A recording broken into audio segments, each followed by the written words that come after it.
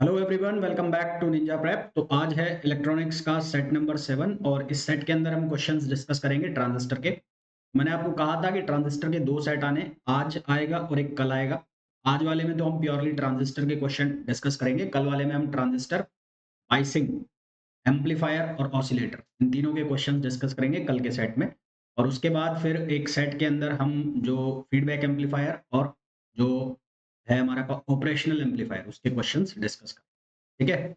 EMT का जो आज का लेक्चर है उसके अंदर हम डिस्कस करेंगे जो क्वेश्चंस होंगे कौन से वाले, ये हमारे होते हैं जो ईएम वेव्स के क्वेश्चन, अल्टरनेटिंग करंट, ये डिस्कस करेंगे। चलिए स्टार्ट किया जाए। तो सबसे पहला जो क्वेश्चन आपको दिया गया है उस क्वेश्चन में बोला गया है for a transistor in CE mode. CE mode का मतलब होता है कॉमन एमिटर। तीन मोड होते हैं, एक होता है कॉमन बेस, तीन तरह के कनेक्शन होते हैं, कॉमन बेस, कॉमन एमिटर और कॉमन कलेक्टर। तो एम्पलीफायर की तरह कब यूज किया जाता है ये बताना है। मैंने आपको शायद पहले भी बताया है, मैं फिर बता रहा हूँ। एक आउटपुट कैरेक्टरिस्टिक कर्व बनता है, वीसीई। तो उस आउटपुट कैरेक्टरिस्टिक कर्व में एक लोड लाइन एनालिसिस कर्व बनाया जाता है। लोड लाइन एनालिसिस कर्व के साथ जो आउटपुट कैरेक्टरिस्टिक कर्व है उसको इंटरसेक्ट कराया जाता है। ये इंटरसेक्ट करा दिया मैंने इस तरह से, ये।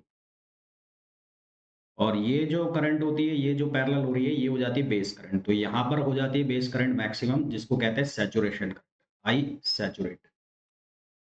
और यहाँ पर आई बी की वैल्यू हो जाती है 0। ये इस लाइन के नीचे-नीचे जो कर्व होता है, जो रीजन होता है, उस रीजन को हम बोलते हैं कट ऑफ रीजन। इस लाइन के नीचे-नीचे जो रीजन होता है, इस रीजन को हम बोलते हैं कट ऑफ रीजन।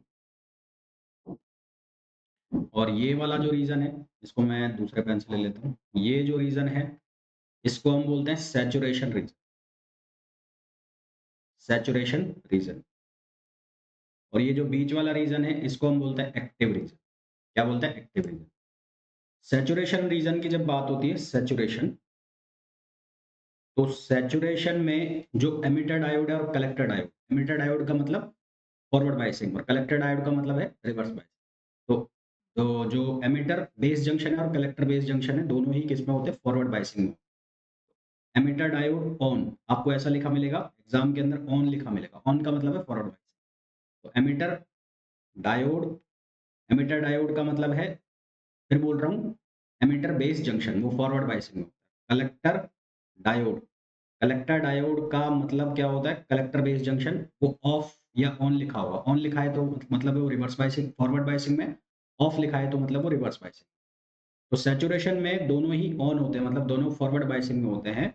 और जब ये दोनों फॉरवर्ड बायसिंग में है तो ये किसकी तरह काम करता है? स्विच की तरह काम करता है यहाँ पर, है ना? तो यहाँ पर ये किसकी तरह काम कर रहा है? स्विच की तरह। इसी तरह से कट ऑफ रीजन जो है, कट ऑफ में ये दोनों ऑफ है, एमीटर और जो कलेक्टर है ये दोनों ऑफ है। ऑफ का मतलब है दोनों किसमें है? रिवर्स बायसिंग में। तो यहाँ पर भी ये किसकी तरह काम कर रहा है? ये काम कर रहा है स्विच की तरह। और एक्टिव रीजन जो है, एक्टिव रीजन में एमिटर डायोड ऑन है, एमिटर ऑन है, और जो कलेक्टर डायोड है वो ऑफ, वो ऑफ है। तो यहाँ पर ये किसकी तरह काम कर रहा है? ये काम कर रहा है एम्पलीफायर। तो हमें अगर एम्पलीफायर की तरह काम कराना है तो वो कब काम करेगा? जब वो एक्टिव रीजन में होगा। हमें ये पूछा है कि एम्पलीफायर की तरह कब काम करेगा? जब वो किस में होगा? एक्टिव रीजन में होगा। क्लियर? नेक्स्ट क्वेश्चन पे आइए।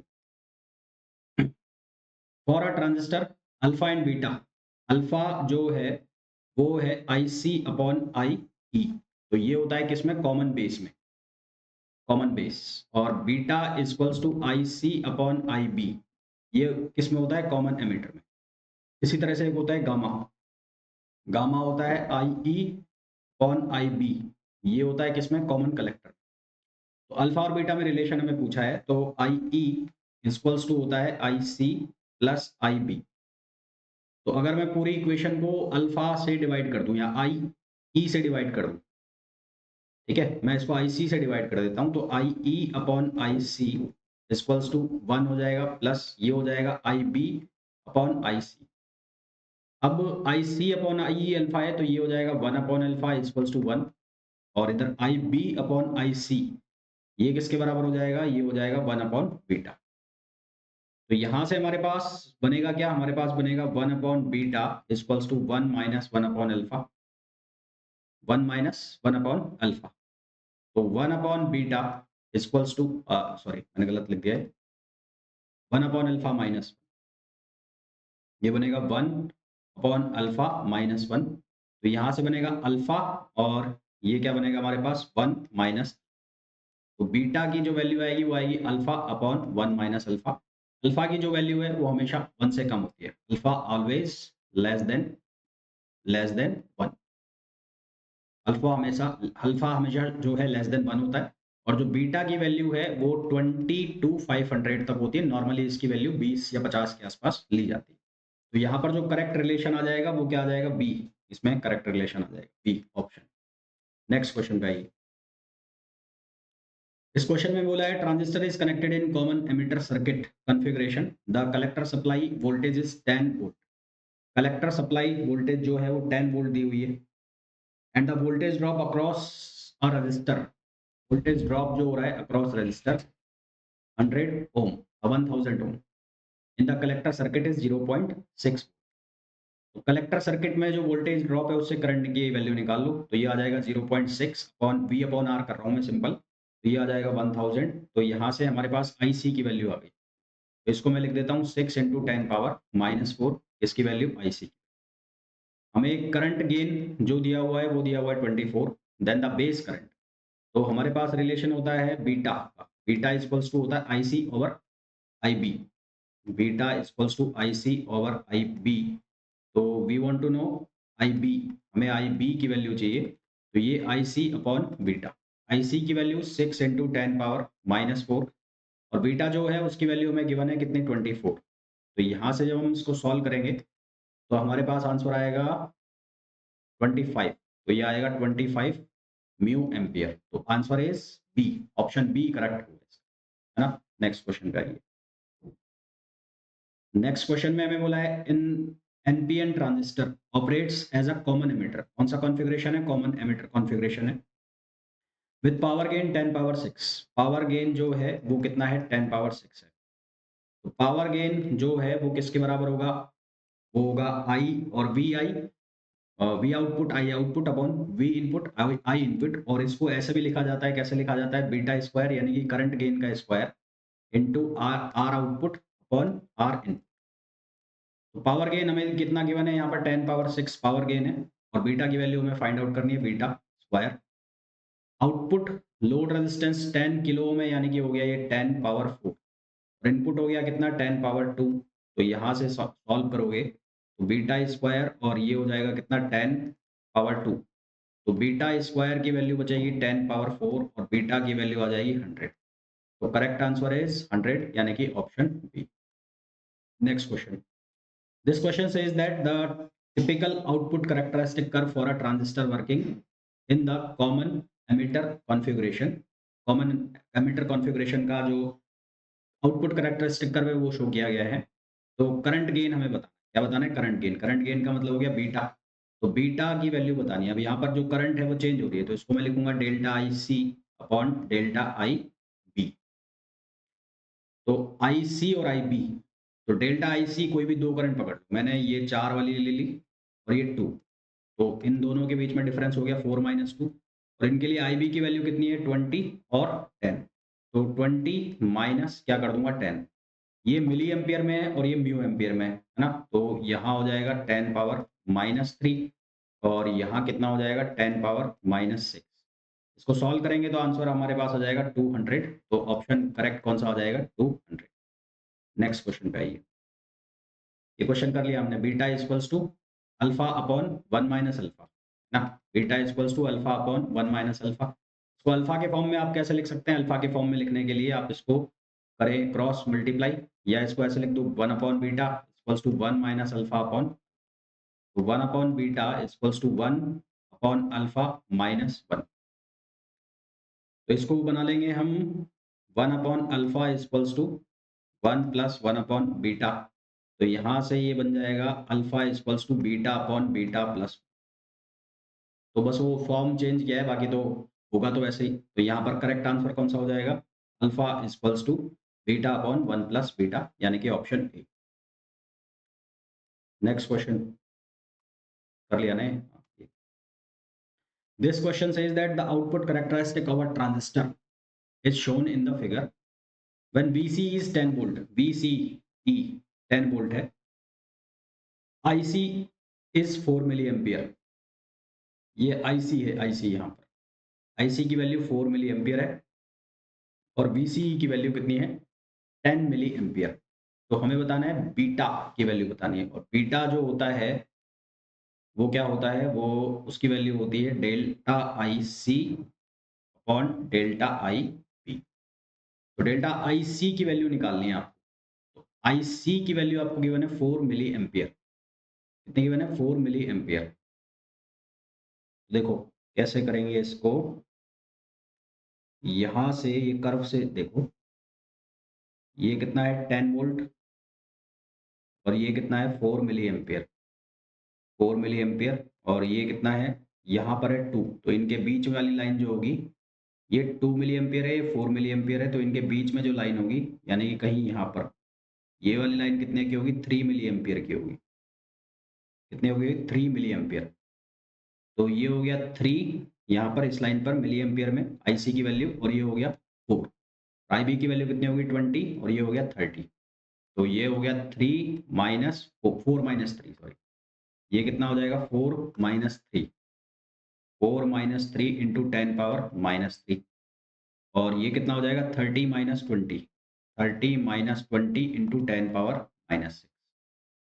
तो यहाँ से हम सॉल्व करेंगे तो ये कितना बनेगा 4 माइनस 3 हमने किया 4 है ना, 4 ही है हाँ। 4 माइनस 3 करोगे तो कितना बनेगा ये 1 इंटू 10 पावर माइनस 3, और नीचे कितना हो जाएगा 10 इंटू 10 पावर माइनस 6। तो ये 10 पावर माइनस 4, ये कितना हो जाएगा 10 पावर माइनस 5 और ये 2, तो 10 power plus 5 into 10 power minus 3। तो ये 100 आंसर आ रहा है इसका, 100 ही है हाँ। IC 4 है 4.5, चेक कर लो 30 20, ये 4 माइनस 3 4.5, तो यहाँ आ जाएगा हाँ ठीक है 100 आंसर आ जाएगा। इसका करेक्ट आंसर क्या आ जाएगा 100 आंसर। नेक्स्ट क्वेश्चन पे आइए।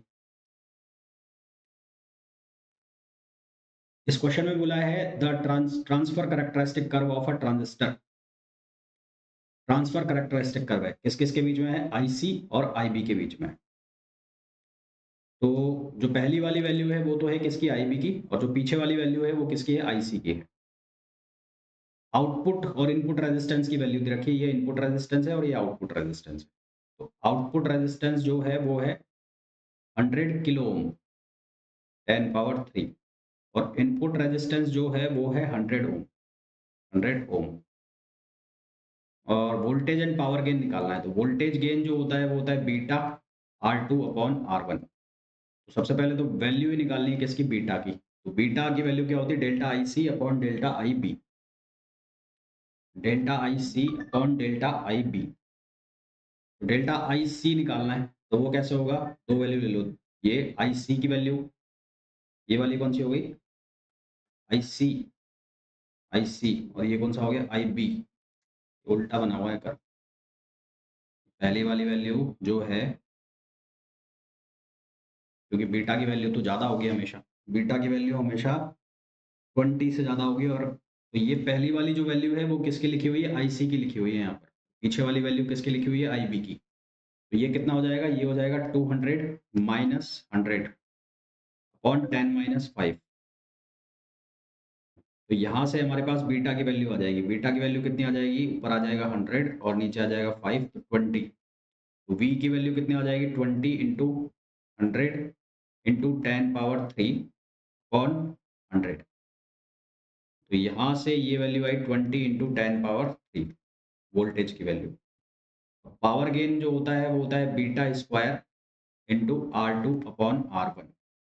बीटा स्क्वायर कितना हो जाएगा 400, R2 100 इंटू 10 पावर 3 अपॉन 100, तो ये कैंसिल। तो ये वैल्यू बननी चाहिए 3 2 5 4 इंटू 10⁻⁵। ये तो कोई सा भी ऑप्शन मैच नहीं कर रहा है, कोई सा भी ऑप्शन मैच नहीं कर रहा है, सारे ही ऑप्शन गलत हैं, इनमें से ऑप्शन सही कर लेना है, इसको कर लेना 20 इंटू 10⁻3 और एक को कर लो 4 इंटू 10⁻, ये कर लेना है इसमें दोनों ऑप्शन। नेक्स्ट क्वेश्चन पे आओ। नेक्स्ट क्वेश्चन में बोला है N NPN transistor operates as a common emitter amplifier. NPN transistor common amplifier की तरह ऑपरेट कर रहा है, पावर गेन गिवन है डेसिबल में। तो पावर गेन डेसिबल में गिवन है तो उसकी वैल्यू है 60 डेसिबल।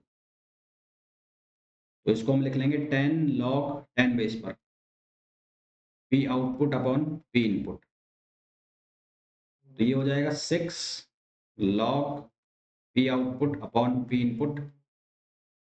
तो यहां से P output upon P input की वैल्यू हो गई 10⁻6। 10⁻6 पावर गेन जो होता है वो होता है beta square R2 upon R1 या R output upon R input. तो ये 10⁻6 हो गया, हमें बीटा स्क्वायर निकालना है। आउटपुट की वैल्यू 10 किलो ओम है, 10⁻4 हो गया और ये हो गया 100। तो बीटा की वैल्यू कितनी आ गई? 100 आ गई। Right answer is A option आ गया। नेक्स्ट क्वेश्चन पे आइए। A common emitter amplifier circuit using an NPN transistor is shown in figure. Its DC current gain is 250। DC current gain जो है वो 250 दे रखा है। कॉमन एमिटर कॉन्फ़िगरेशन है यानी कि बीटा की वैल्यू दे रखी है 250। आरसी की जो वैल्यू है ये वाली, ये कितनी है? 1 किलो ओम। वीसीसी ये वैल्यू दी है 10 वोल्ट। और what is the minimum base resistance? RB की वैल्यू पूछिए, आरबी की value minimum base resistance for CE to reach saturation, for CE to reach saturation. ठीक है, देखो वोल्टेज गेन जो है यहाँ पर वो क्या होगा? वो होगा वीसीसी अपॉन वीबीबी। ये क्या होगा? वोल्टेज गेन होगा वीसीसी अपॉन वीबीबी। तो voltage gain VCC upon VB equals to beta into R C upon R B. ये आउटपुट रेजिस्टेंस हो गया, ये इनपुट रेजिस्टेंस हो गया।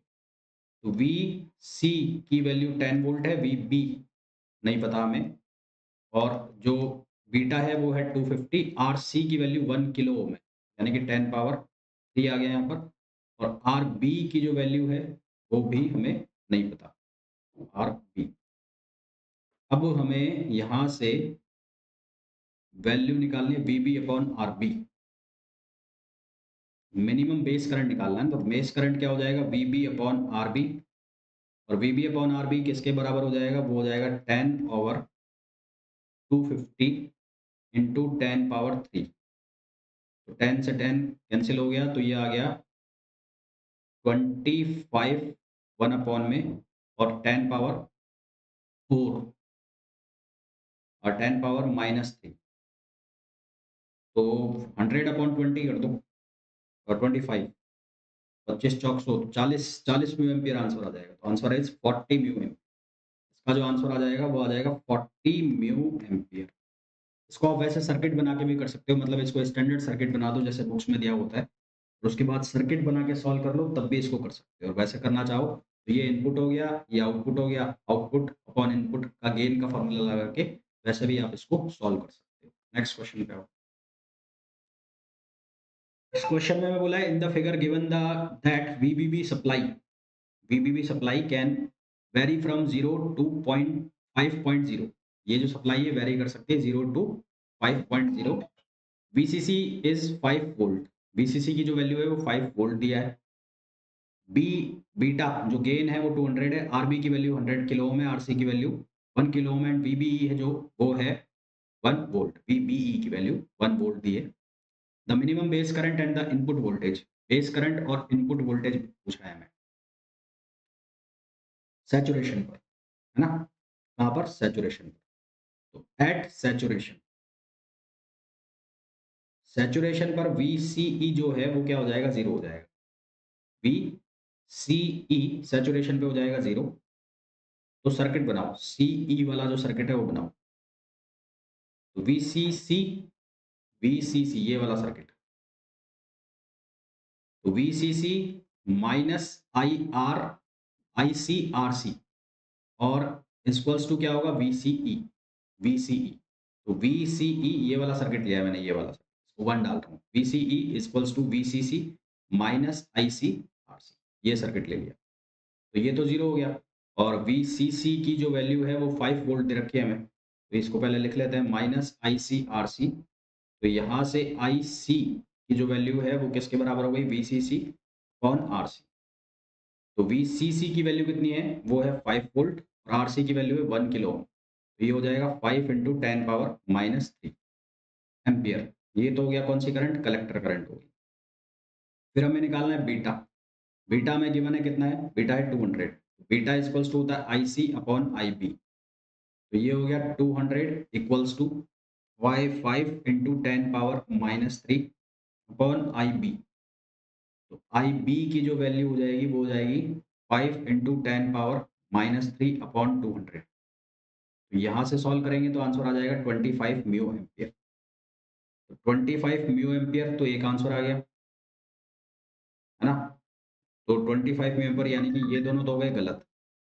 अब ये तो बेस करंट आ गई। अब इनपुट वोल्टेज निकालना है। इनपुट वोल्टेज मतलब VBB की वैल्यू। तो VBB किसके बराबर होगा, IBRB। VBB equals to IBRB plus BE plus BE। तो ये हो जाएगा IBRB 25 और RB की वैल्यू कितनी है, 100 किलो ओम। तो 100 और ये 25 म्यू एम्पियर आया और ये हो गया 1। तो यहाँ से सॉल्व करोगे तो आएगा 3.5। करेक्ट आंसर आएगा इसका ऑप्शन ए। ऑप्शन ए इसका करेक्ट आंसर हो जाएगा। नेक्स्ट क्वेश्चन पे आइए। The current gain of a common emitter amplifier is 69। Current gain given है 69। एमिटर करंट जो है IE उसकी वैल्यू हमें 7.0 मिली एम्पियर है। तो कलेक्टर करंट बताना है IE। बीटा इक्वल्स टू होता है IC और IB। तो ये 69 है और IC on IB। Emitter current given है कितनी है, 7.0। तो अल्फा इक्वल्स टू होता है beta upon 1 plus beta. Alpha equals to 69 upon कितना हो जाएगा, 70। अल्फा की वैल्यू किसके इक्वल होती है, वो होती है IC अपॉन IE। और यहाँ से IC की जो वैल्यू है वो कितनी रखी जाएगी, यहाँ से 69 अपॉन 70। यहाँ से IC की वैल्यू ले जाओ 69 इंटू IB। कलेक्टर करंट ही तो पूछा है हमें, IB क्यों निकाल रहा हूँ। और यहाँ से IC की जो वैल्यू है वो निकालनी है।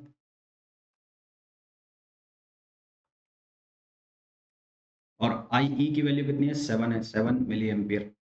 तो 10 टाइम्स ये 6.9 मिली एम्पियर आ जाएगा, 6.9 milli ampere. Option B. Next question पे आइए।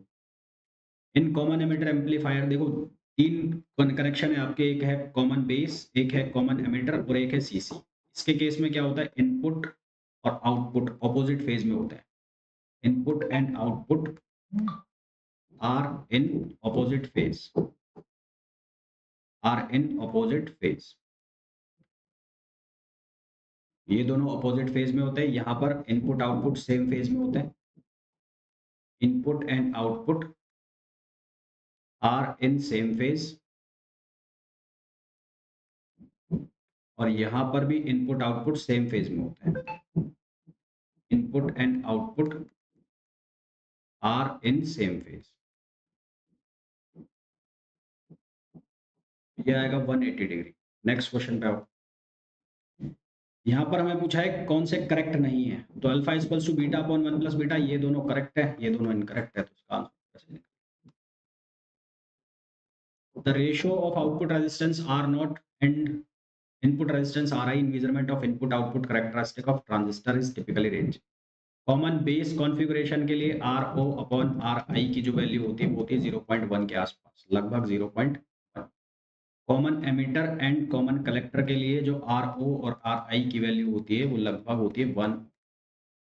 तो ये रेजिस्टेंस हो गया, सी आंसर आ गया, सी। An NPN transistor has three leads A, B and C connecting B and C by moist fingers. A to positive lead of an emitter and C to negative lead of emitter. One finds largest detection, then A, B, C refers to. An NPN transistor, NPN बना लो भाई,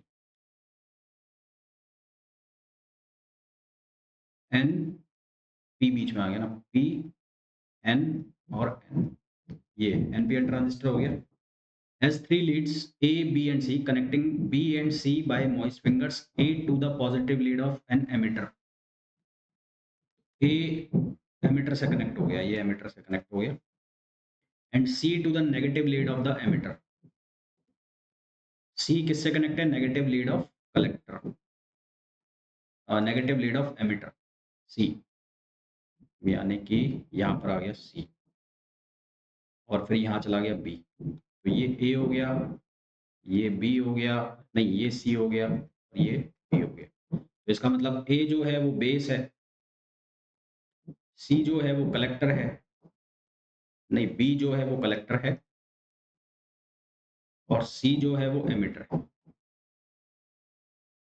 correct option कौन सा आ गया? Base, collector, emitter. A हो गया base, B हो गया collector और C हो गया एमिटर। सही है, C ऑप्शन है। नेक्स्ट क्वेश्चन पे इन एन कॉमन, ये कर लिया गया क्वेश्चन, दिख रहा है? नहीं। In an common base mode of transistor the collector current की वैल्यू है 5.488 मिली एम्पियर। एमिटर करंट जो है IE से डिवाइड कर दो इसको, बीटा निकल जाएगा 5.60। ये किसकी वैल्यू आ जाएगी? बीटा की, नहीं अल्फा की वैल्यू आ गई, नहीं अल्फा आ गया। आपको निकालना है बीटा, तो beta equals to alpha upon 1 minus alpha. तो सॉल्व करना, आंसर आएगा 49। नेक्स्ट क्वेश्चन पे the part of transistor which is mostly heavily doped emitter for a transistor amplifier in common emitter configuration for load impedance of 1 kilo ohm. देखो इसका formula होता है gain का, current gain का। जब आपको ये एच पैरामीटर दिए हुए हों तो उसमें minus HFE upon 1 plus HOE और RL। HFE की वैल्यू है -50 हो गया, ये 1 प्लस 25 अपॉन 1 किलो ओम, तो ये हो गया 10 पावर 3। तो इसको सॉल्व करोगे तो यहाँ से आंसर आएगा -48.78। ये फॉर्मूला याद ना, इसके ऊपर शायद क्वेश्चन आया भी है CBT पीजी में पहले। When NPN transistor is used as an amplifier, जब NPN ट्रांजिस्टर को एम्पलीफायर की तरह यूज किया जाता है तो electrons move from base to collector. Next question, in common base amplifier में the phase difference between input, देखो इनपुट और आउटपुट में सिर्फ डिफरेंस जो होता है कॉमन एमिटर में होता है, कॉमन बेस कॉमन कलेक्टर में कोई डिफरेंस नहीं होता।